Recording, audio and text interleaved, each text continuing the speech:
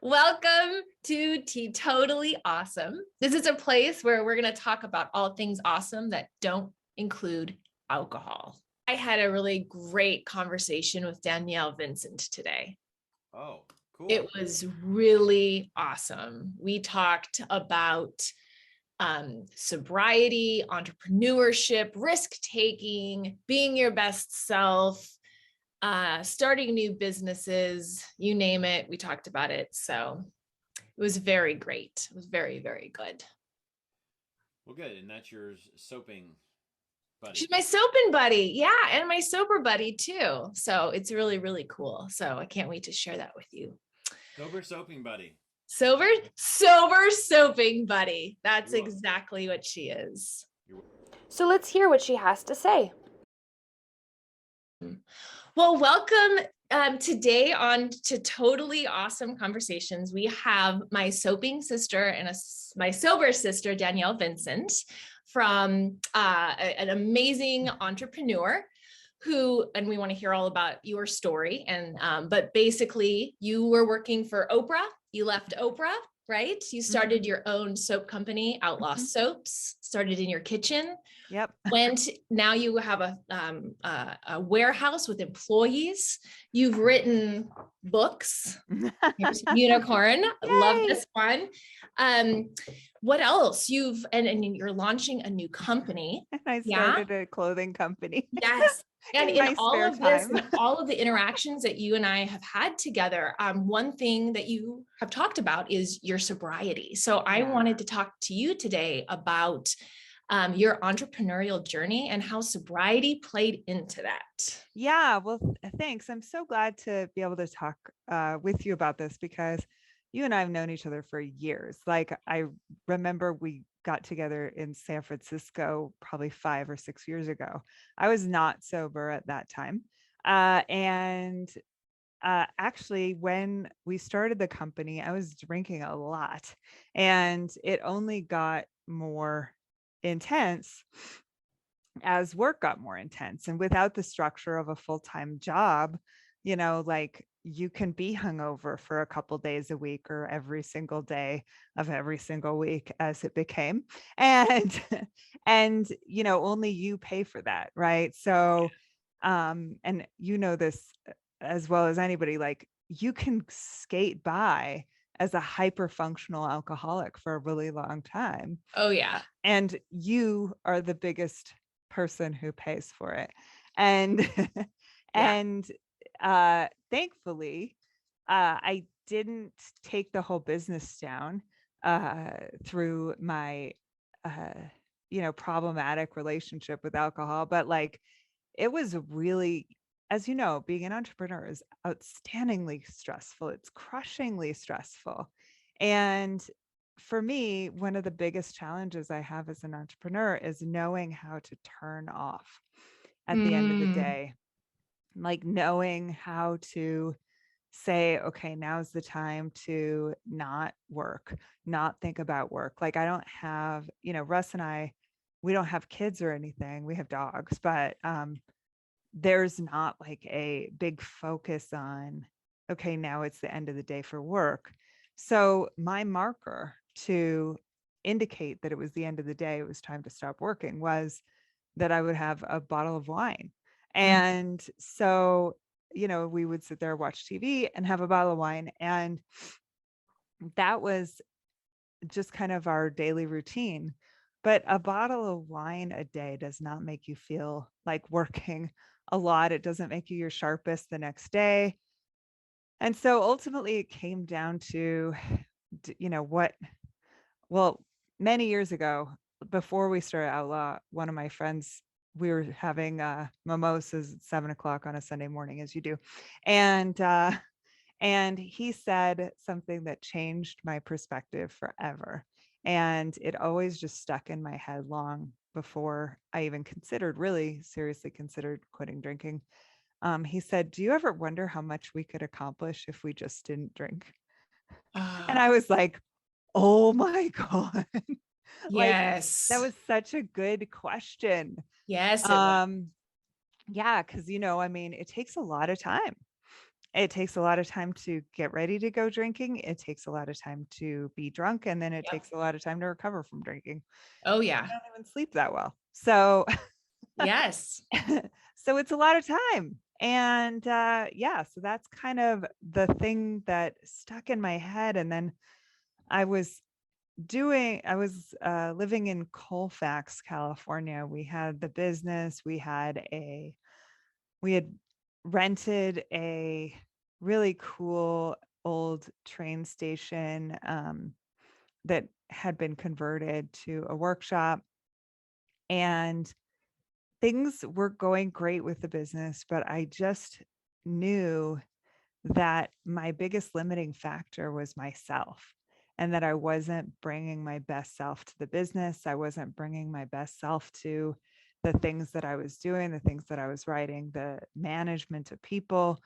I couldn't show up consistently Mm. as my best self. And so I was decided that I wanted to do the whole 30. Mm. It's like a 30-day plan where you cut out sugar, grain, dairy, legumes, and alcohol. And of all those things, the hardest for me was alcohol.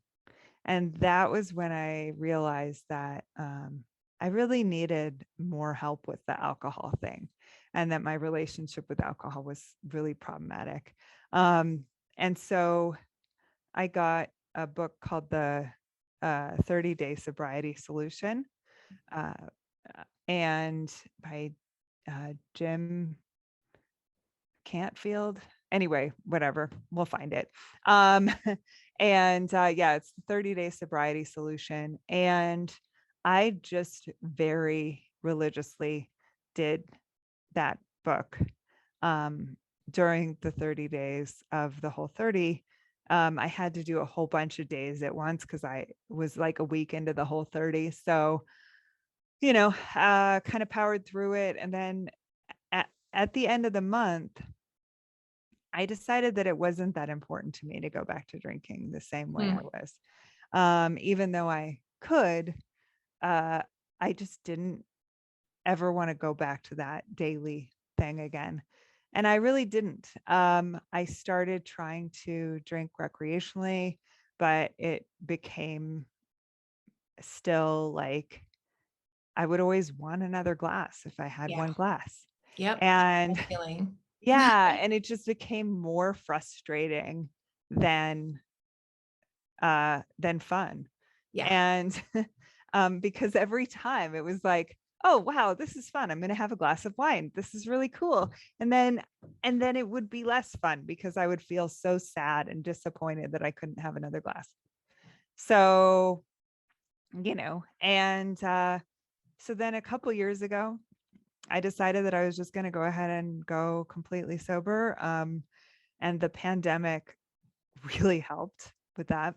Mm. I know a lot of people really fell into their drinking during the Yeah. pandemic, but since I was always a social drinker, not being social meant I had no unpredictable experiences. Like I could predict every single thing.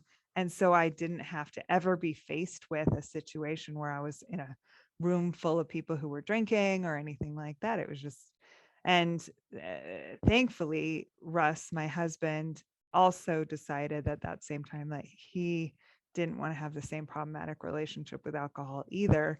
He didn't go completely sober, but he also didn't have the same problem that I had. Yeah. So I supported him in periodic drinking, and not like drinking, but we just stopped binge drinking entirely and just started having a healthy relationship with alcohol in the way that that meant to us. And so for me, that's none.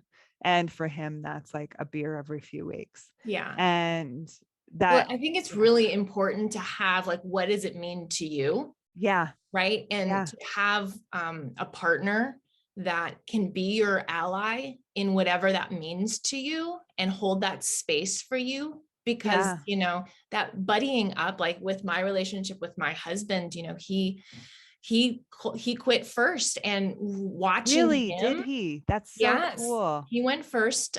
He went to an outpatient facility here in Oakland. Cool. And I got a lot of education about how it plays out in the family and all of that kind of stuff, just family relations, and just seeing how he transformed and just being like, wow, I want that for myself too. And I couldn't imagine him not drinking and me still drinking. Yeah. Right. And then by me stopping, then that allowed me to kind of understand what like what you just talked about, my relationship with alcohol in that first 30 days, and realizing, okay, wow. Yeah. So a lot of the things that you said, I was like, oh yeah, me too. Yeah. It's hard. I mean, it really is hard because, man, I don't want to turn anybody off of sober life, but when you're not used to it, sober life's hella boring. Like, it's really boring.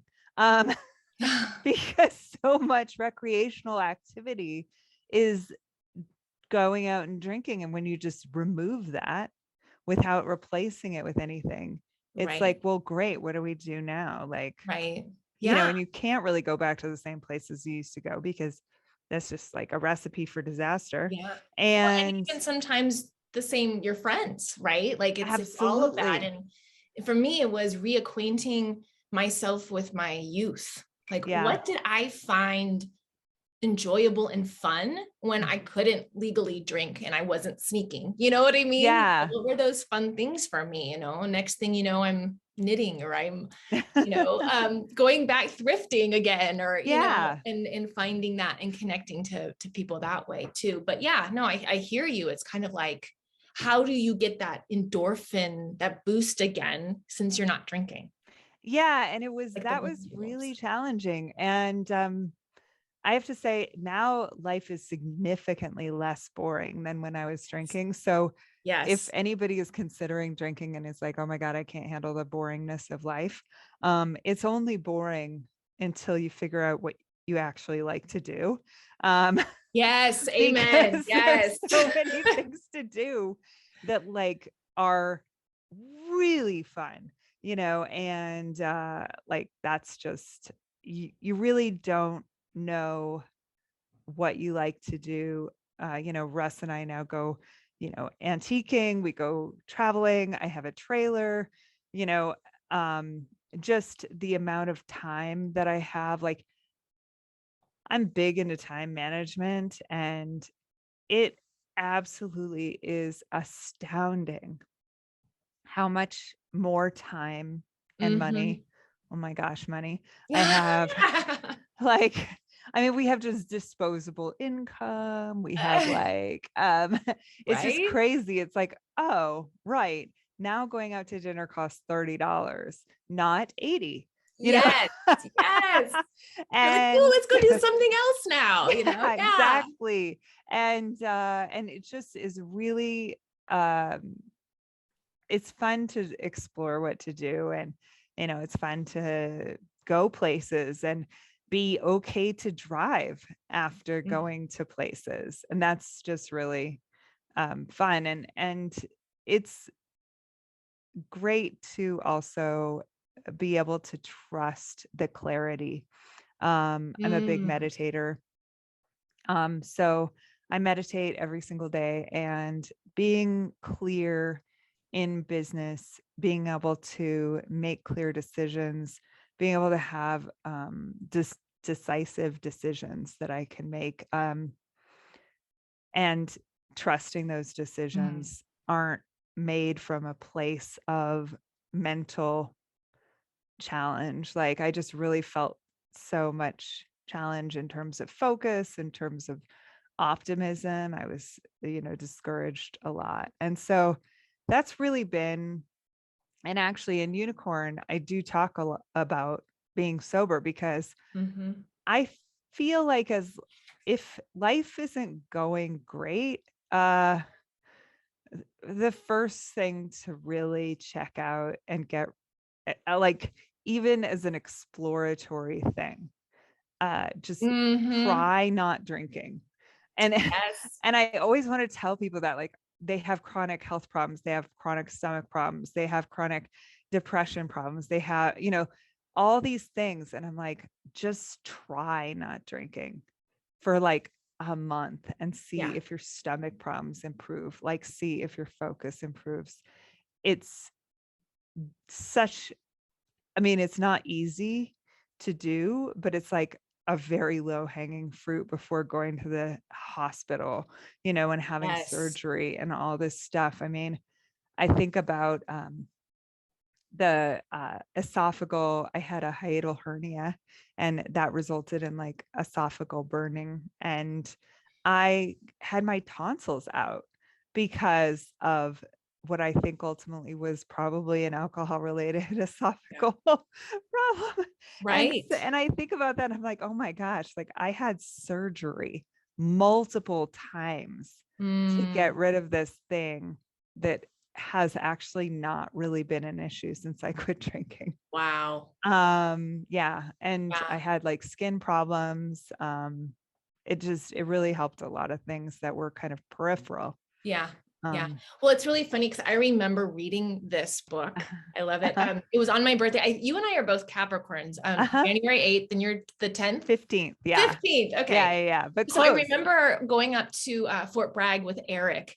It was our birthday weekend. We share the same birthday. Uh-huh. But I remember laying in bed reading the part about alcohol that you had, and it's your day 5. And I remember it out of this entire book, it was just kind of like like just that mention, right? Oh, We're so good. heavily involved with hand brewed soaps, the beer soap, the Mhm. beer lifestyle. But I remember going, and then I remember reading it out loud to Eric and him going, and then we moved on. But just that suggestion, like that's Oh, why I'm I so love glad. that chapter in that book that, That chapter. So when I did the kind of pre-release of the book and had people send me feedback on it, 2 people wrote me and told me that they felt like that chapter was super preachy and that it didn't have anything to do with them, and that they felt like this was something that they'd heard over and over again, and that they felt like I was just recycling advice. And it was such hurtful stuff that they said. And then one of them wrote me about 3 months after and said, you know, I realized that actually I do have a problem with alcohol. Mhm. And so I quit drinking. And your book was the thing that made me so defensive. And I Mm, realized I was just reading a book that wasn't aimed at me. And I was so defensive about it that maybe I should look at that. And I was like, yeah. wow, great. Well, that's such an important part. I remember even just coming out to my Mhm. friends saying, I don't drink anymore, and Yeah. how much resistance and anger and explanation as to their drinking patterns, Mhm. but I think that's what it was. It's them, having to do some self-examination and then coming back. But I mean, that chapter in this book was, yeah, people are going to throw that at you, but this book is very eye-opening, and it's I'm a so glad. breadcrumb along the journey. Yeah, Yeah. it was really an important part of me not kind of letting myself play small. Yes. Was Not hiding. Yeah. leaning. And what I came to realize like over the last year or so is that every single time I encounter who I might become, my first instinct is to destroy that person. And so like whether that's like through alcohol, whether that's through picking my nails, which I do, whether that's like, you know, whatever it is, my first instinct in encountering my best self is to destroy it. And I Mm, don't know why, like that's a long story that we don't have time for today, right. but That like damn ego. Yeah. It's like yeah, let's stay safe, stay small. Don't yeah, let anybody see exactly. It's like you. too scary, it's just Yeah. too scary. And when you're, especially as an entrepreneur, you're, I mean, constantly staring into the abyss. Like everything is very horrible. I mean, it's legitimately horrible. And I'm daily aware of the fact that I am not supposed to be here. like our business should have gone under many, many years ago. And, so a lot of the things that I have to like deal with are just absolute terror of the next day. And so my internal like protective mechanism is like, hey, make it so that you don't like, so that you have a legitimate reason that you couldn't succeed. And then if you have a legitimate reason that you couldn't succeed, then it won't be your fault because there's something wrong with you. It's that you were too hungover, or, there wasn't enough money, or there wasn't enough press, or nobody, picked up on your idea, or you didn't have enough money to get the website done. Like all of these are just fake excuses. Yes. And so I know for me personally that whenever I encounter one of these fake excuses, it just means that I'm really scared. Like that's, and so it's okay. Like it's fine to be scared. Yeah. I think if people knew what was involved in being an entrepreneur and weren't scared shitless, they are fucking insane. Pardon my language, but everybody should be afraid. Yeah. Like Oh, everybody yeah. should be afraid. Yeah. And, Well, like, it's legitimately risks scary. every single day, every single decision. And then going even back to like the security. And it's all you. And it's like, all you. You're the Can only I do this? person. Can I do that? Am I going to be able to support my family? Am I, Yeah. And it's absolutely like it should be terrifying. Like it being terrifying is a sign that you're emotionally healthy. That you're not dead inside, because that's, but also it's also not a sign that you should not do it. Right. We're not here to feel comfortable all the time. Yeah. Like that was a big realization for me in the last, somebody was telling me how they could never do this because it's just too stressful and too scary. And it's like, well, I mean, sure, but we're not here to be comfortable. Like we're not here to be not scared. We're not here to be just happy and blissful all the time and feel secure in who we are and all that stuff. We're here to challenge ourselves. We're here to push the limits of what we can do in pursuit of our life's purpose. Yes. I think, and that's always going to be the case. It's always going to be hard. There's like pursuing your life's purpose is hard. It is. Yep. And continuing to have that faith in moving forward. Yeah. And that's something that I'm like really trying to come to now with the dress thing. So, yes. So let's talk about that. So you have Outlaw. Yeah. And then you wrote Outlaw, your amazing book, and I'll put all these links.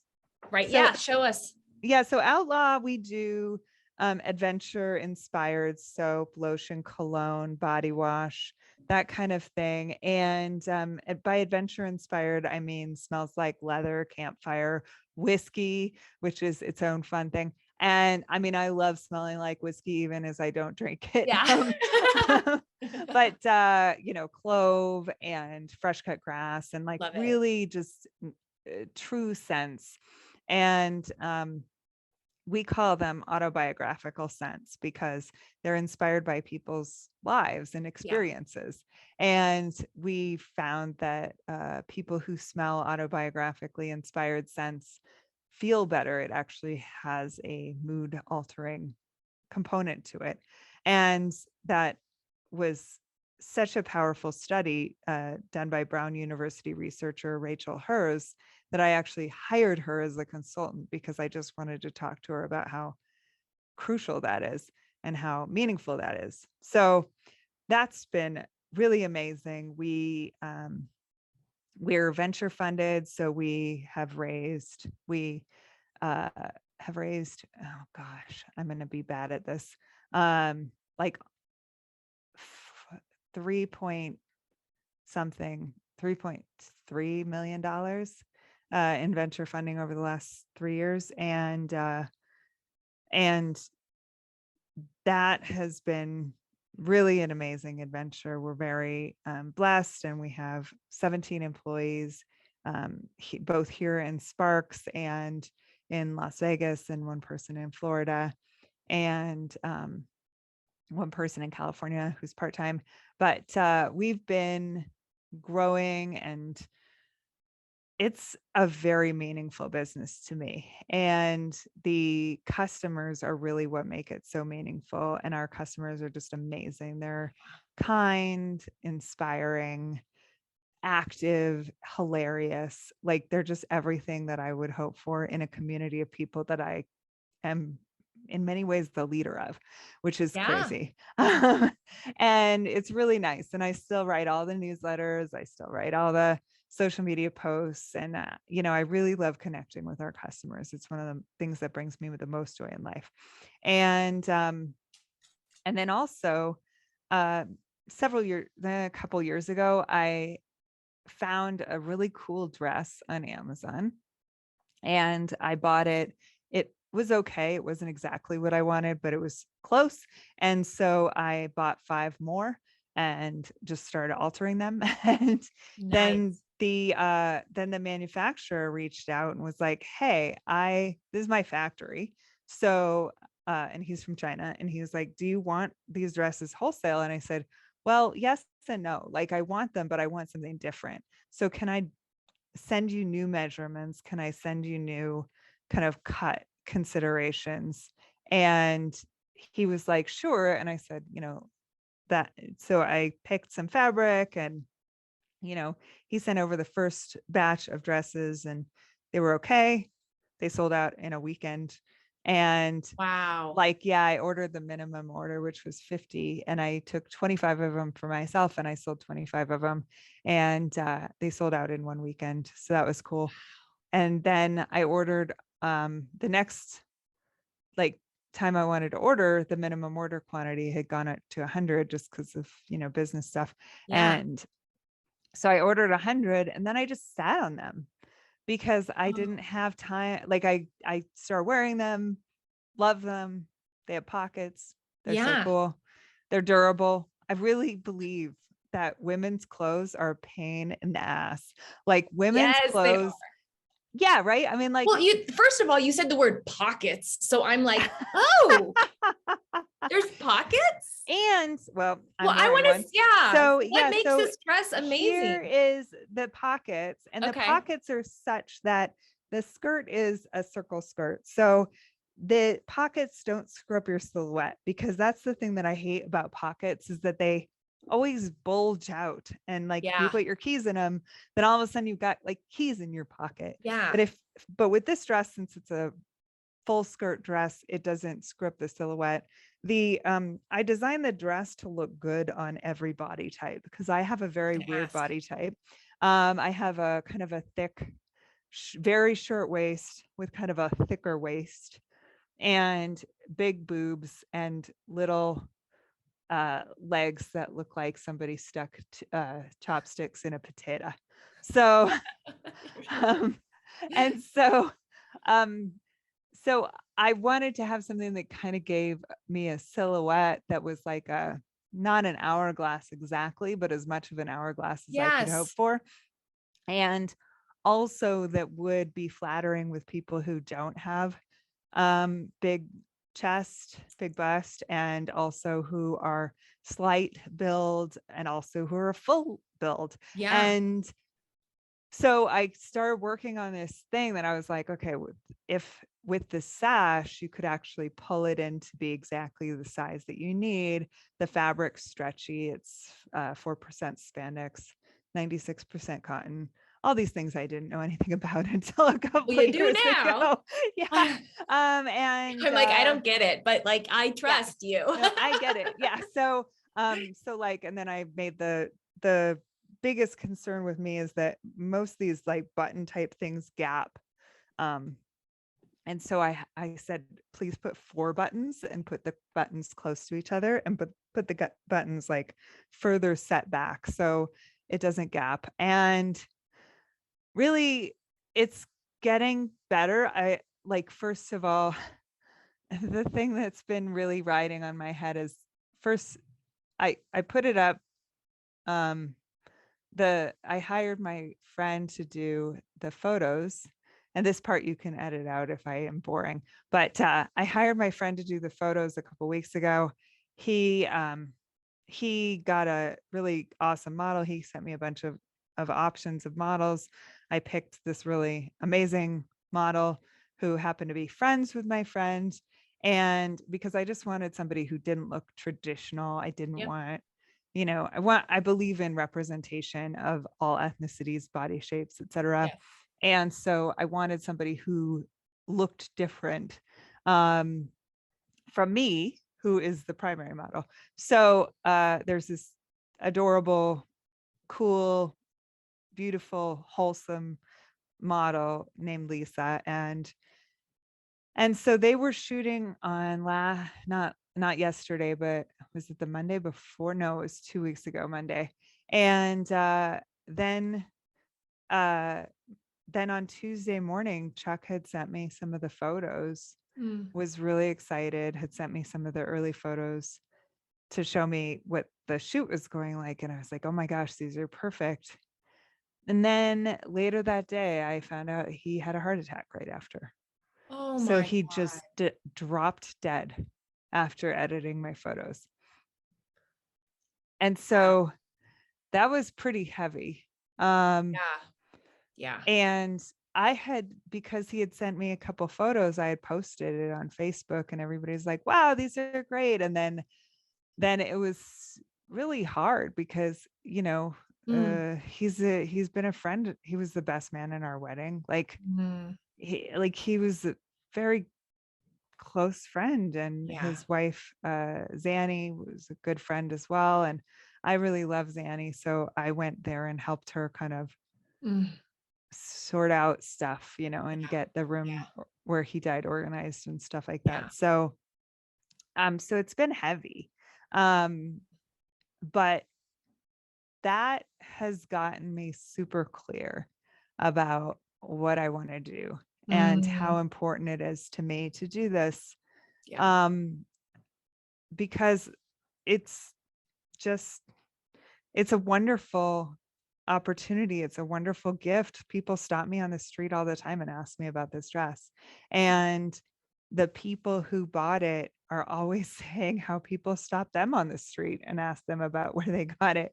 And it's like really fun to see that goodness spreading in the world, to see people confident in how they look.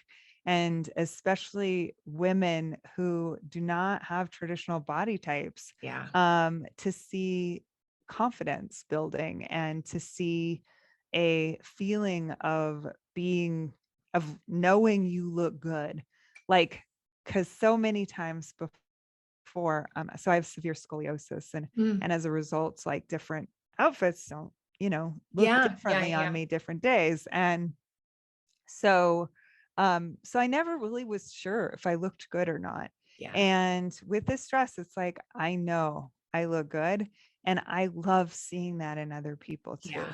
And it's, I think you're really good about, like, your book, right? It's like feeling good on the inside, and now it's with your dresses feeling good on the outside. And I really love that. That's what's so teetotally awesome about it.